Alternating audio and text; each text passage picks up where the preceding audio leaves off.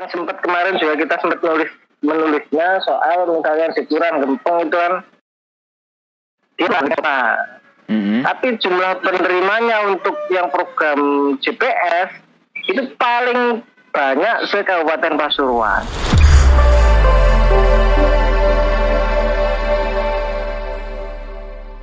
Selamat pagi. Halo.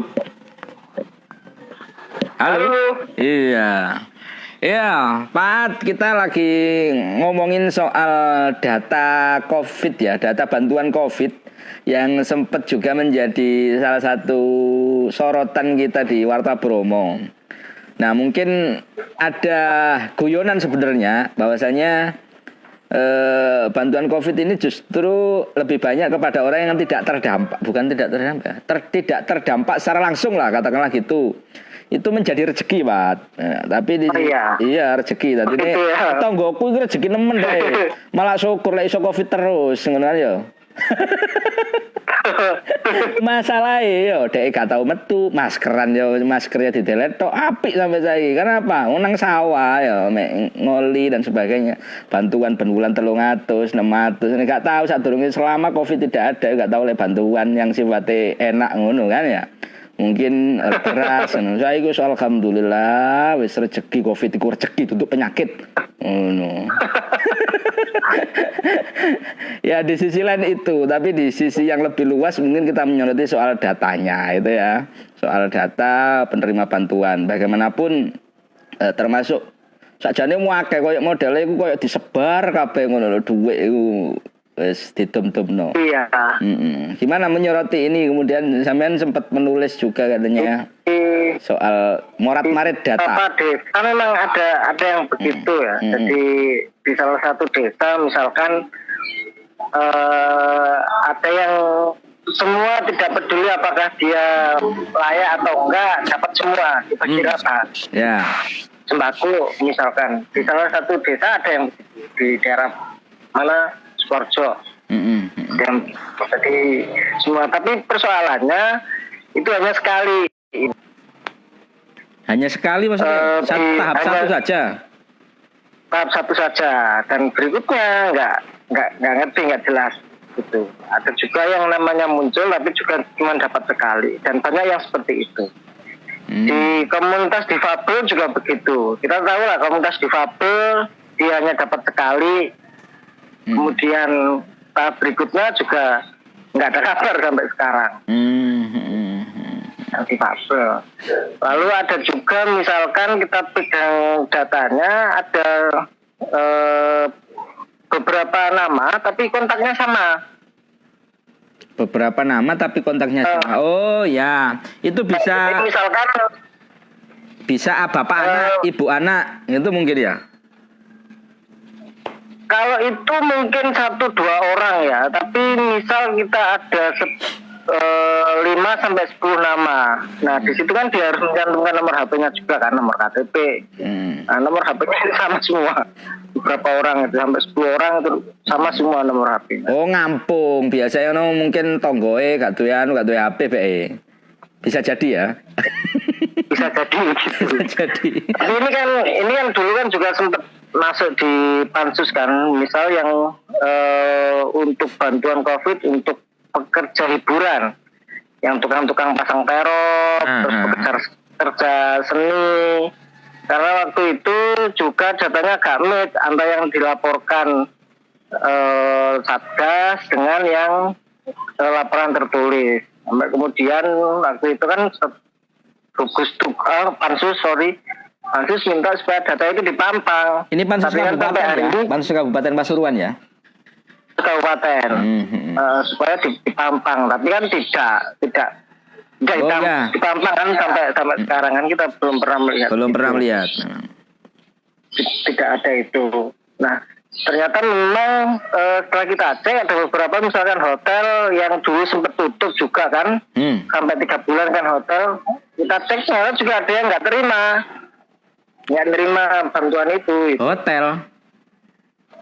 Iya, jadi pekerja seni, restoran itu kan masuk di OPD-nya Dinas Pariwisata kan. Jadi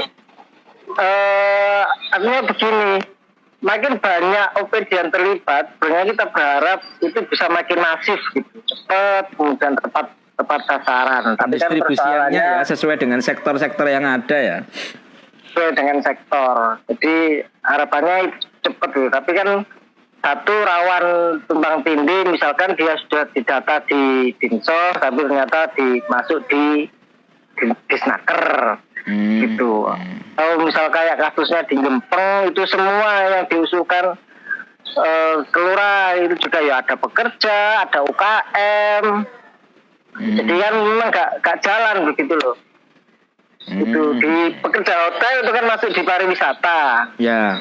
Setelah kita cek ternyata dia nggak dapat. Ada yang dapat, ada yang nggak dapat. Begitu. Nah yang agak aneh kemarin itu kan yang kemarin juga kita sempat menulisnya soal misalnya di Kelurahan Gempeng itu kan dia tapi jumlah penerimanya untuk yang program JPS itu paling banyak se-Kabupaten Pasuruan. Paling banyak ya? Paling banyak, paling tinggi. Yang kita temukan ada sekitar 700-an warga. Sementara di desa-desa lain, misal kayak Alas Trogo itu cuma 2, di Wates cuma 5.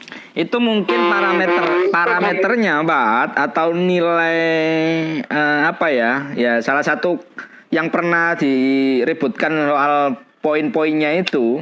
Kalau kelurahan mungkin perkotaan yang antara terdampak secara langsung, maksudnya pekerjanya seperti yang cerita yang awal saya sampaikan tadi, bisa jadi itu enggak kira-kira. Misalnya neng kelurahan itu bisa jadi mereka adalah orang-orang yang terdampak langsung dengan COVID sehingga masuk kriteria mereka. Iki bantuannya COVID loh ya, untuk bantuan miskin misalnya itu. Bisa enggak masuk itu logikanya? Bisa masuk di situ karena di desa mungkin masyarakatnya dia punya ternak, punya sapi. Kayak ini angon. Jadi secara impact mungkin masih tidak begitu terasa di kota iya. Tapi yang jadi pertanyaan jumlah dari angka itu karena yang benar-benar tinggi, lalu soal ini yang komponennya. Komponen apa elemen yang dapat begitu. Jadi ya begini, dari 700 itu ada UKM, ada juga pekerja yang dirumahkan, dan itu masuk di JPS. Padahal untuk bantuan pekerja yang dirumahkan itu kan ada di Disnaker, maksud saya. Datanya ya, dan Disnaker kan punya datanya harusnya kan masuk di situ. Dan udah ada pos yang untuk diberikan itu ya. Udah ada pos di UKM kemudian yang UKM juga begitu kan, ada di dinas UKM. Kemudian pekerja hiburan juga ada di pariwisata. Nah, JPS itu kan harusnya menampung mereka-mereka yang tidak tertampung di situ gitu.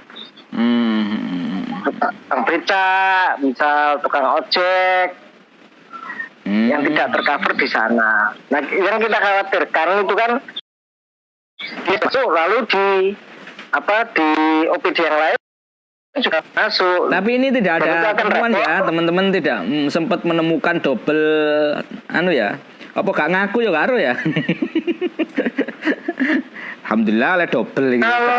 Teko kini oleh menengah deh ya. Apa ada itu ya? Belum kita menemukan ya, atau memang tidak ada ya? Belum. Karena enggak, datanya itu banyak. Jadi misal di satu program BPP ada JPS, ada sembako, kemudian ada kartu sembako.